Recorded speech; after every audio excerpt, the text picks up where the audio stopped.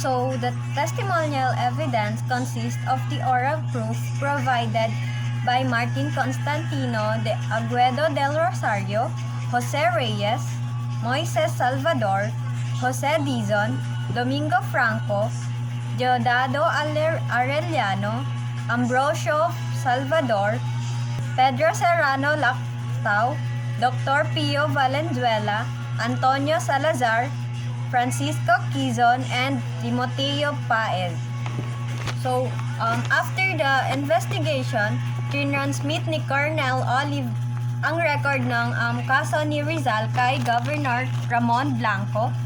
And si Ramon Blanco naman is inappoint si Kapitan Rafael Dominguez as the judge advocate to institute the corresponding action laban kay Rizal. So, after gumawa ni Dominguez ng brief resume ng mga charges kay Rizal, binalik naman niya kay Governor Blanco. Then, after mabigay kay Governor Blanco, itrinansmit naman ni Blanco kay Judge Advocate General Don Nicolas de la Peña para sa kanyang opinion. After mapag-aralan ni Peña yung kaso ni Rizal, he submitted his recommendation. So, meron siyang 4 recommendation. So, first is the accused be immediately brought to tutorial. Second, he should be kept in prison. Third, his properties must be issued with order of attachment, and as indemnity, Rizal had to pay 1 million pesos. And the last is, he should be defended in court by an army officer, not by a civilian lawyer. So, Rizal chooses his defender. So, yung karapatan lang na binigay kay Rizal is pumili lang siya ng magtatanggol sa kanya sa korte. So, although binigyan si Rizal ng karapatan na pumili ng magtatanggol sa kanya sa korte, limited lang yung names na pagpipilian niya sa listahan. Noong December 8, the feast day of the Immaculate Conception, ipinakita kay Rizal yung mga names ng pagpipilian niya. So, may 100 names lang na ipinakita sa kanya para pumili siya.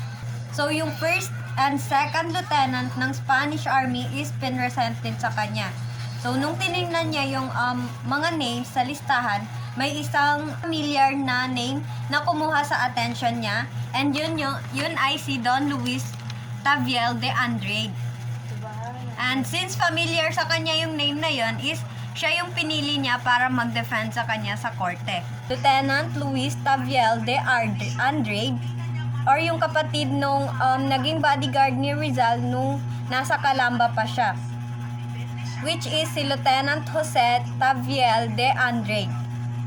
So, nung nalaman ni Andrade na siya yung magiging tagapagtanggol ni Rizal sa korte, inaccept niya yung task without any hesitations. So, Andrade previously heard Rizal from his brother, and like his brother, he admired the talented Rizal. Charges read to Rizal. So, noong December 11, the charges were read to Rizal in the presence of his counsel. When asked regarding his sentiments or reaction on the charges, Rizal replied na he does not question the jurisdiction of the court. He has nothing to amend except that during his exile in Dapitan noong 1892, hindi siya napasali sa mga political matter. So, third, wala siyang dapat na i-admit sa mga paratang laban sa kanya. And last is, wala rin siyang dapat aminin sa mga declaration ng mga witness na hindi niya naman kilala laban sa kanya. So, 2 days after, it was December 13, yung kaso ni Rizal is ni-refer kay Polavieja, who had just replaced Governor Blanco. So, si Polavieja yung may authority to command that the case be court-martialed. Rizal manifested to his people. So, nung December 15 naman, inside his cell at Fort Santiago, Rizal wrote a controversial manifesto addressed to his countrymen. So, yung manifesto is naglalaman ng paghihirap that he wants to stop to achieve their liberties by means of education and industry, to have independence. However, ni-request ni Nicolas de la Peña kay Governor Polavieja na yung publication ng letter ni Rizal na yung manifesto niya sa people niya is prohibited daw. And so, Governor Polavieja is hindi niya pinublish yung manifesto ni Rizal. Next is Rizal Saddest Christmas. So, Rizal trial accustomed to share the merry season with family, friends, and relatives. The 1896 Christmas was indeed Rizal's saddest. So, in a dark, gloomy cell where he was confined, Rizal was in despair and had no idea of what his fate may be.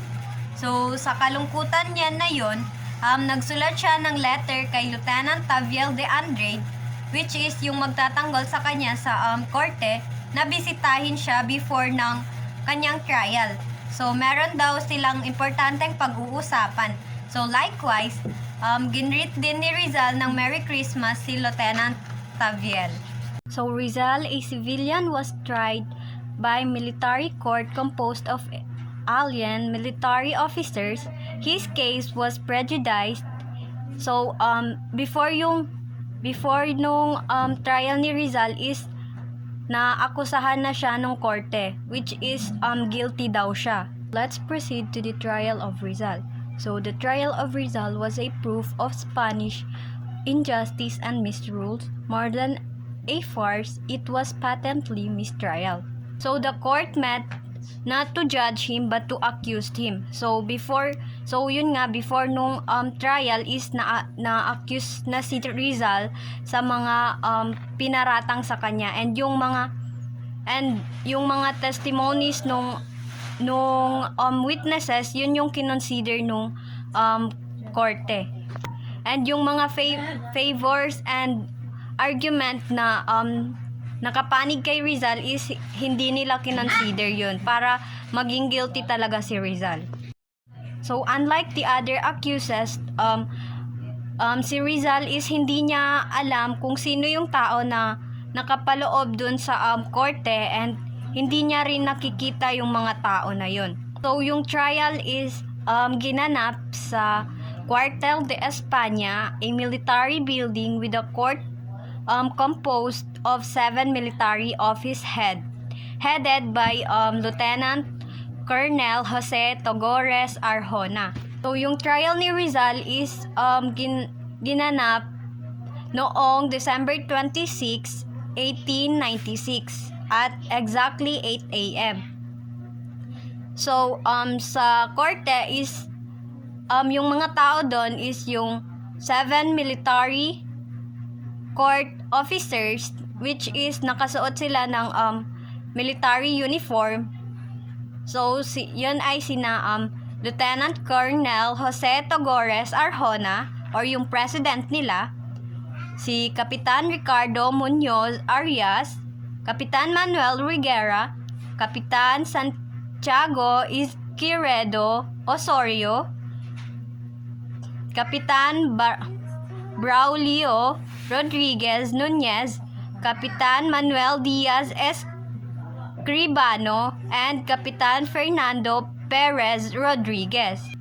So, nandoon din sa trial is si Rizal, which is siya yung accused, si Lieutenant Taviel de Andrade, yung defender ni Rizal, si Kapitan Rafael Dominguez, the judge advocate, Lieutenant Enrique de Alcocer, prosecuting attorney, and the spectators. So, kasali doon sa spectators is si Josepine Bracken, which is the sister of Rizal, and some newspapermen and many Spaniards.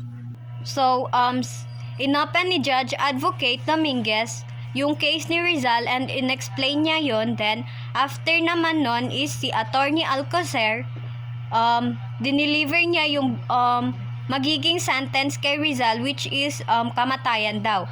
Then, after naman nun is, after mabasa ni Alcocer yung petition niya para sa ise-sentence kay Rizal is yung mga Spanish spectators is naghiyawan sila and nagpalakpakan sila after nung petition ni Alcocer. Si Rizal is inaccused siya sa 3 crimes na nagawa daw niya. So, first is rebellion, second is sedition, and third is illegal association. So, yung penalty sa first two, which is rebellion is and sedition is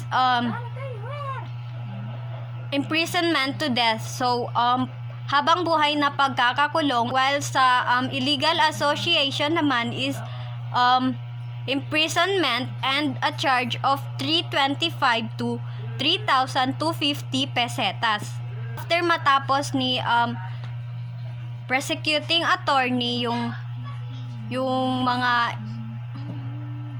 penalty kay Rizal,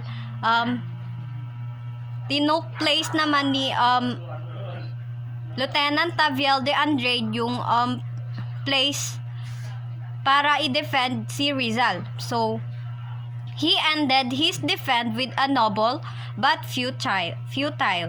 So, sabi niya doon is the judge can only be just and the judge cannot be vindictive.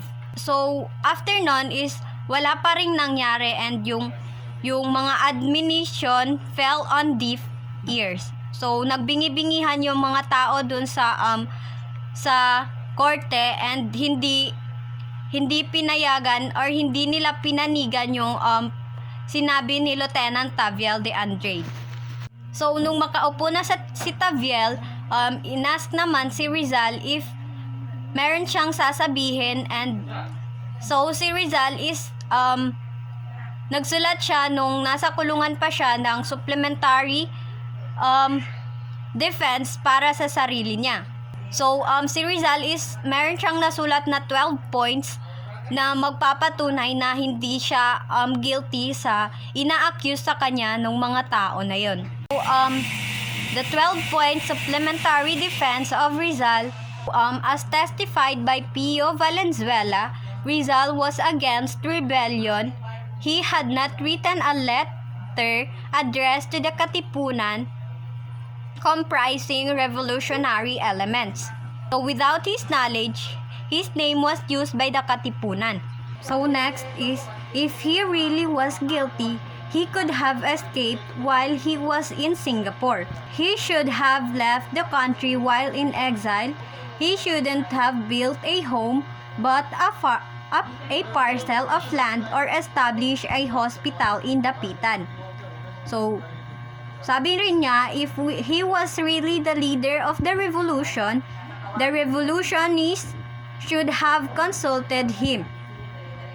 He did not deny that he wrote the bylaws of the La Liga Filipina, but to make things clear, the organization was a civic association and not a revolutionary society. After the first meeting of La Liga, the association vanished because of his exile in Dapitan. Thus, this did not last long. So, if the La Liga was reorganized 9 months later, he had no idea about it, and if the La Liga had a revolutionary purpose, then Katipunan should not have been organized. So next is, if the Spanish authorities found his letters having a bitter atmosphere, it was because in 1890, his family was being persecuted, resulting to their deposition of properties and deportation of all his brothers-in-law. He lived an exemplary life in Dapitan, so the political, military commanders and missionary priests in the province could attest to that. If according to witnesses, the speech he delivered at Doroteo Ongjungko's house had inspired the revolution, then he wanted to confront this person. So, if he really was